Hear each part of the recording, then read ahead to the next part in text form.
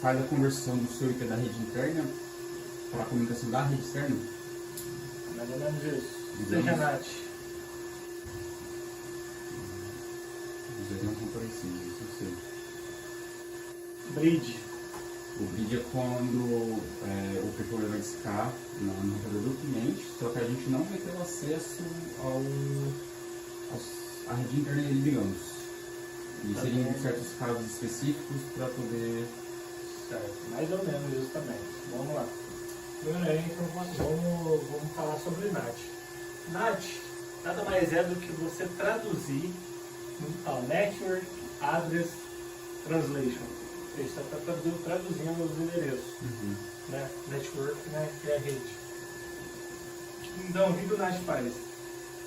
Ele traduz a LAN para o WAN. Ou seja, a WAN é a entrada de rede, está entrando rede. E a LAN é saída de rede, ela está entregando a rede dos outros equipamentos da rede interna. Então, vamos fazer aqui ó, no cenário. Vamos lá. O que é NAT? NAT, como eu disse, o que ela faz? Esse IP aqui, o Wendel, ele consegue navegar na internet? Não, porque ele é de rede interna. Porque ele é um IP privado. Sim. Né? Então não tem como. O que o NAT faz? Obviamente que a gente não consegue colocar um IP público para cada equipamento de uma rede interna. A gente não tem IP público para isso. Então o que o NAT faz? Ele faz a tradução da LAN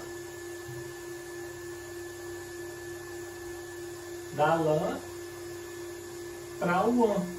Neste caso aqui, a LAN é o IP privado e a WAN é um IP público, porque a fibra chega no NU. Então a WAN ela está recebendo a fibra, certo? Então ela está recebendo esse IP aqui.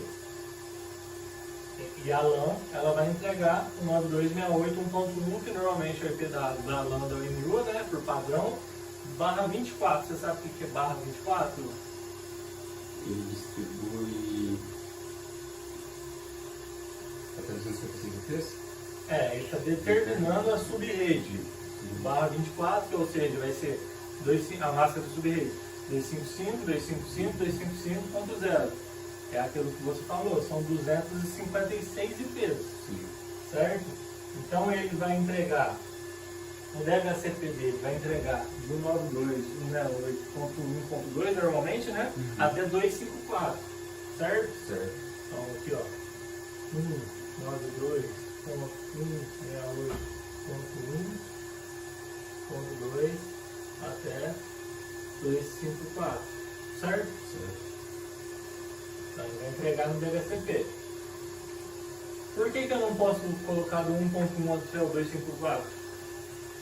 Porque o botão já está sendo utilizado não no Não, ele não. Exatamente. Então se a gente utilizar o 1.1 vai dar conflito, né? Se caso para pegar esse IP. Então a gente determina 1.2. Aí você vai me falar assim, Walker, mas não são 256 IPs? Beleza, 1.1 não posso utilizar porque está na UNU. O 255 eu posso utilizar?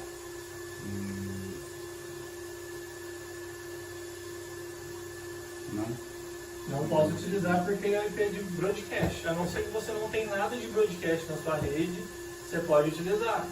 Mas, por exemplo, impressora é um broadcast. O que é broadcast?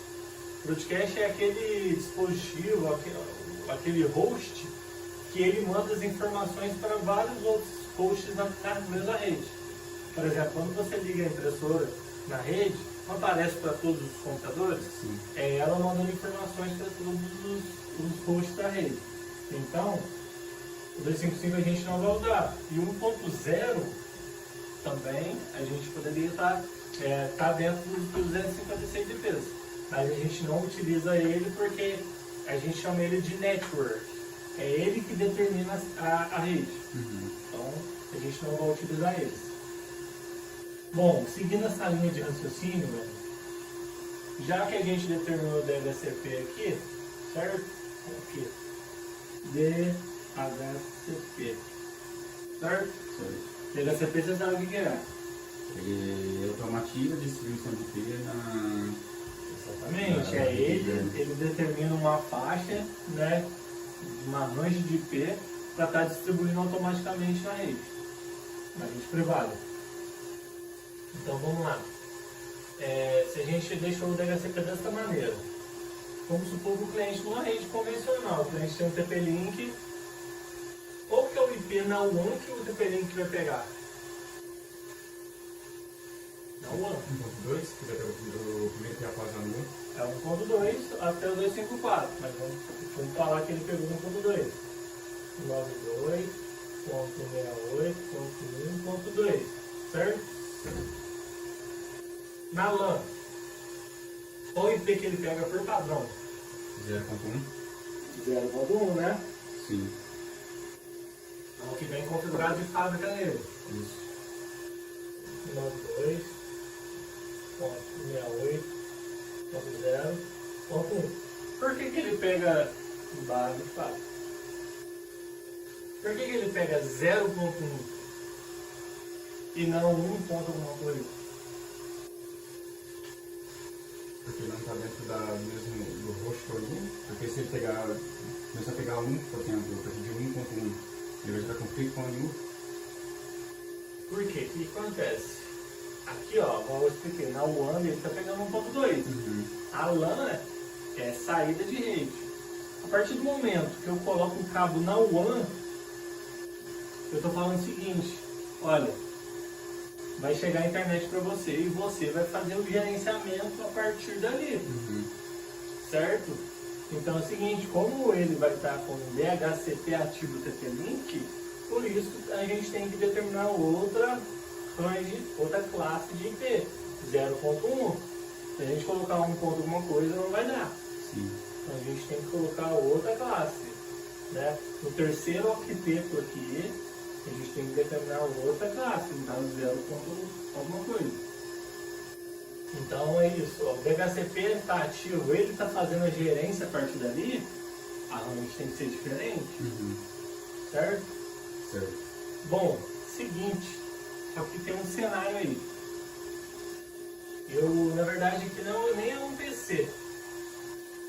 Vamos falar que aqui seja um PSN. Ou seja, um videogame. Um console. Qual IP que esse console vai pegar, seguindo essa rede aqui?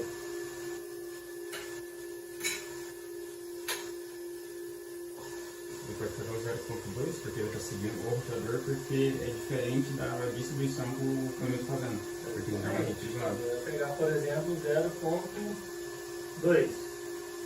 Certo? Sim.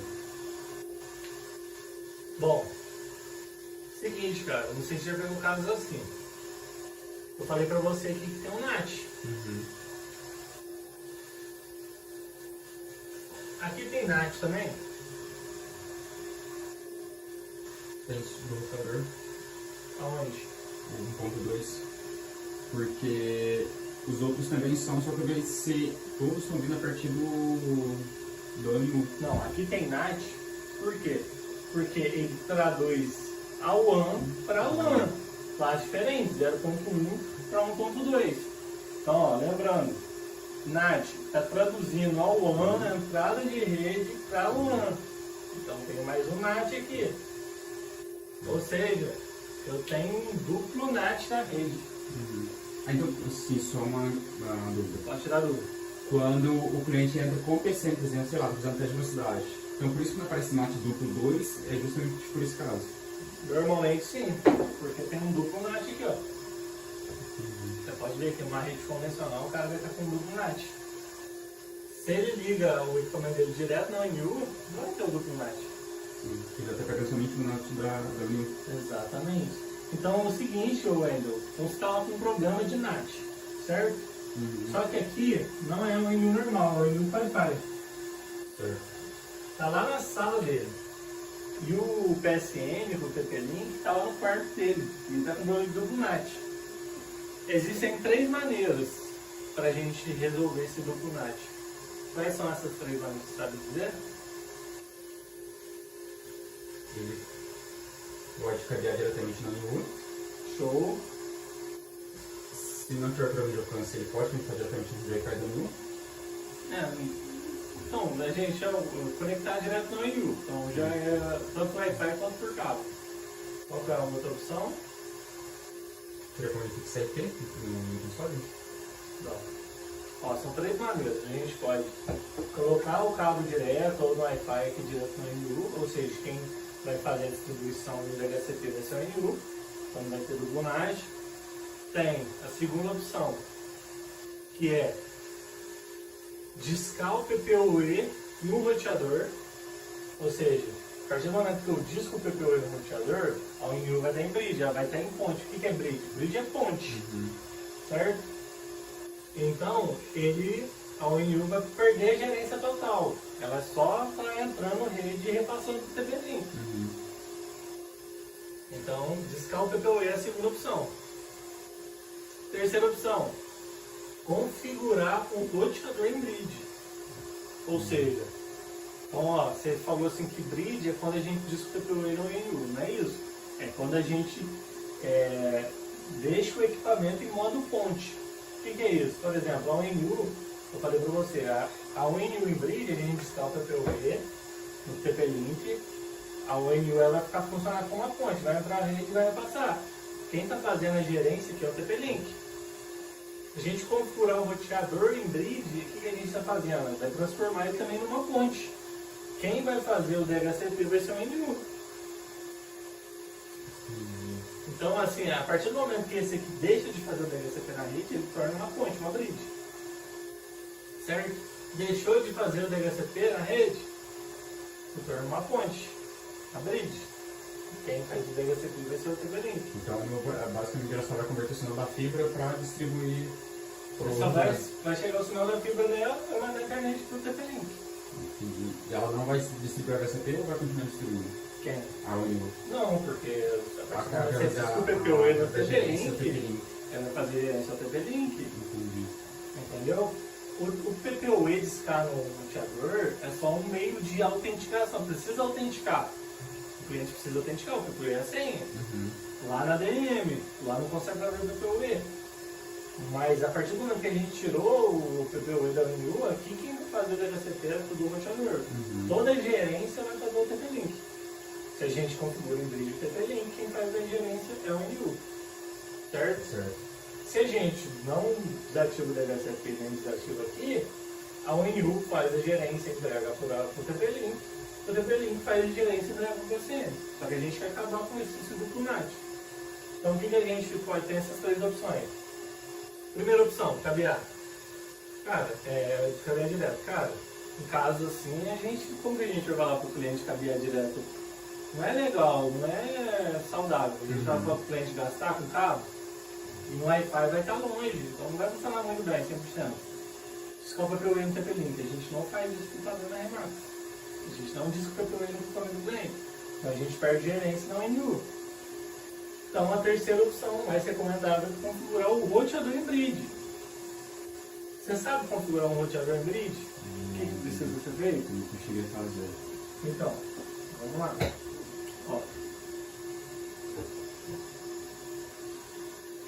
A gente configurar o roteador em bridge, são 3 coisas também.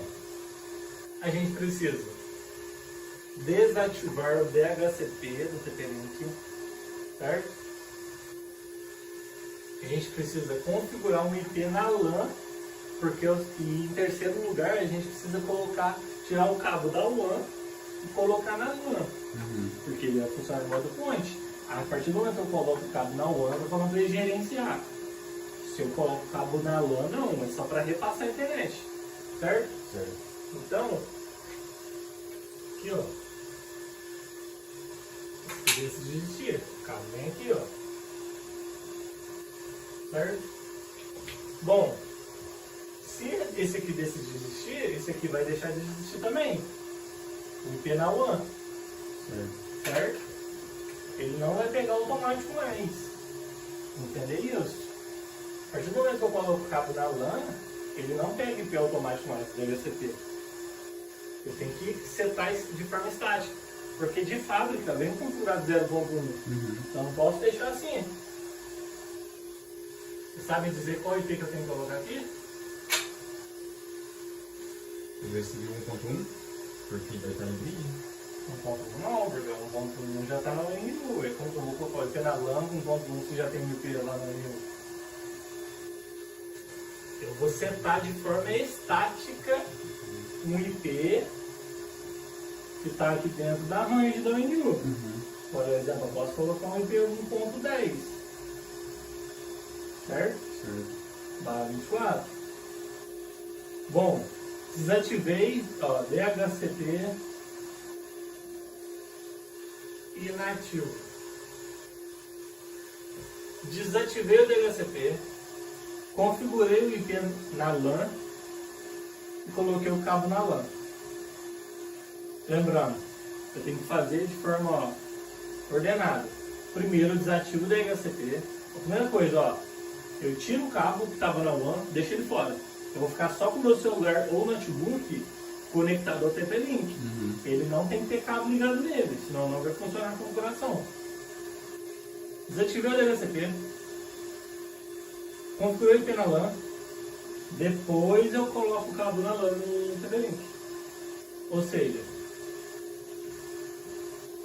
o PSN, qual IP que ele vai pegar aqui? Eu ia pegar a partir do 1.11, porque o TP-Link já está em 1.10 fixado estático. Não, não é porque ele está com 1.10, ele vai pegar só a partir dele. Vai pegar a partir do que o Rio está entregando. 1.2 deu 5. Pode ser 1.2 aqui. Entendi. Certo? Certo. Ou seja, aqui eu fiz uma bridge.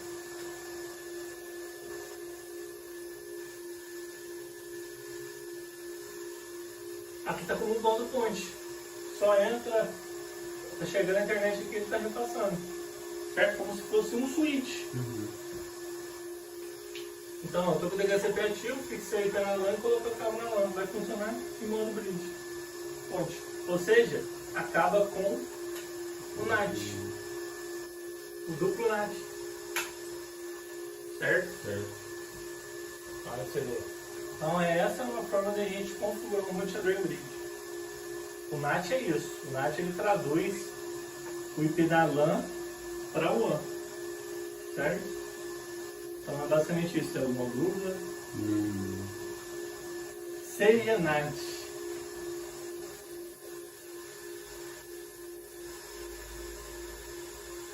Seja NAT é um NAT em grande escala. Ou seja, para uso de provedor mesmo, né? Eu vou tentar explicar o básico do básico do básico, porque se a gente entrar muito em conceito de seja NAT, é mais complexo, algo mais avançado. Mas só para você entender, explicar de uma forma como você trabalha. Seja NAT. O que é o seja NAT? Você vê lá no XT no diagnóstico esse peitão.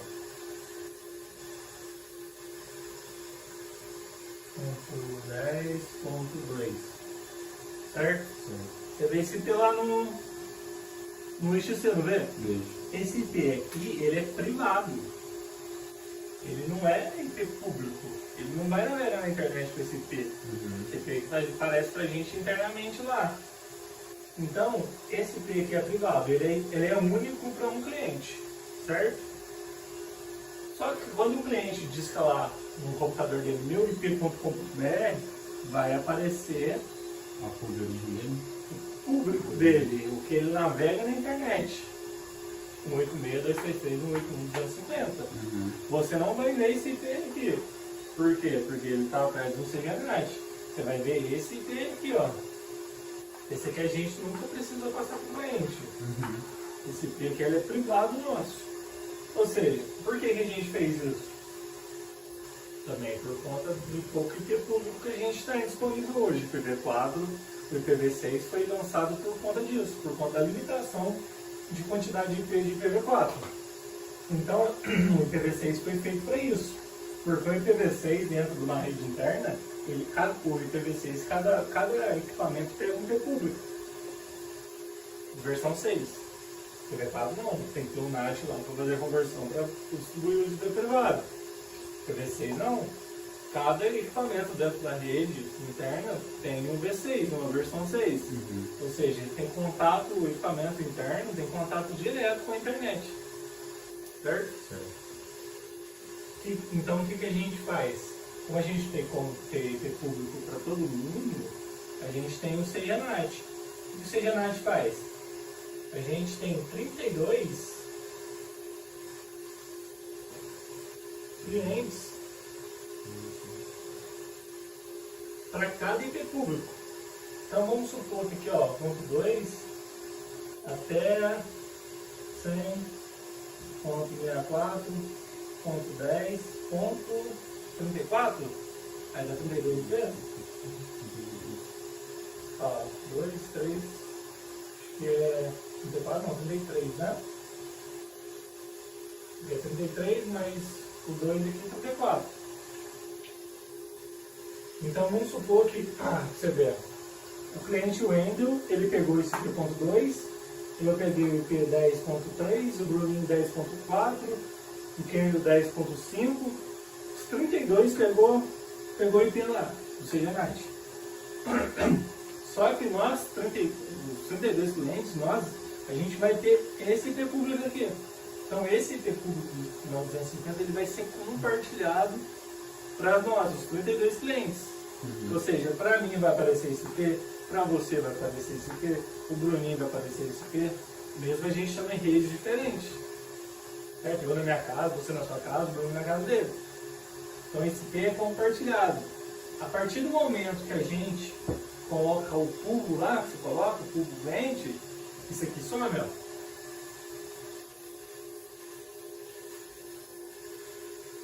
Ou seja, esse IP vai aparecer para você no XC e esse IP vai aparecer para o cliente lá. Porque ele é um IP público direto, tá? Não tem CGNAT. Certo? Então não está tendo nateamento desse IP aqui. Um exemplo, o cliente possui esse IP público. Certo. Vai ser só para ele, óbvio. E no caso, teria algum CGNAT variado desse para outro cliente ou não?